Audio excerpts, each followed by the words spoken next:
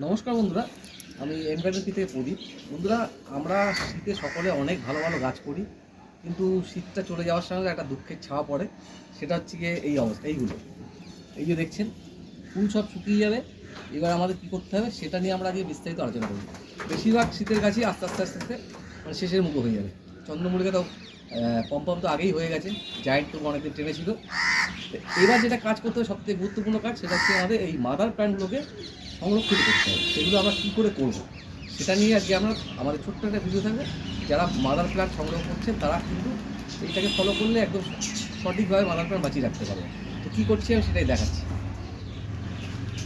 আমাদের সংগ্রহ করতে হবে। দেখুন, গাছের হচ্ছে এই অবস্থা হয়ে যাবে, ফুল শুকিয়ে যাবে, গাছ কিন্তু সতেজ থাকবে। তো সতেজ থাকলে কিন্তু আমরা যে গাছ থেকে চারা নেবো সেটা পাবো না, সেটা আমরা দেখাবো কী করে চারা নেবো। কী যাবে, গাছের টবের মাটিতে কিন্তু এরকম সাকারের দেখা দেবে। তো এই সাকারগুলোকে সংরক্ষণ করতে হবে। কীভাবে করব, আমাদের প্রথম কাজ হবে, যেটা হবে সেটা হচ্ছে গাছটাকে 6 থেকে 8 ইঞ্চি উপর থেকে আমরা কেটে দেবো। এই কেটে দিলাম। যে লাঠিগুলো আমার পোতা ছিল সেগুলো তুলে ফেললাম, দেখতেই পাচ্ছেন কেটে দিয়েছি আমি। তো এখানটায় আমাদের একটু জল খাবার দিতে হবে মাঝে মাঝে, খাবার অল্প দিলেই খুশি। আর যেটা করতে হবে, যেটা হচ্ছে যদি পোকামাকড় আক্রমণ হয় তাহলে আমাদের একটু পেস্টিসাইড দিতে হবে। আর নিয়মিত কিন্তু গাছগুলোকে জল দিতে হবে।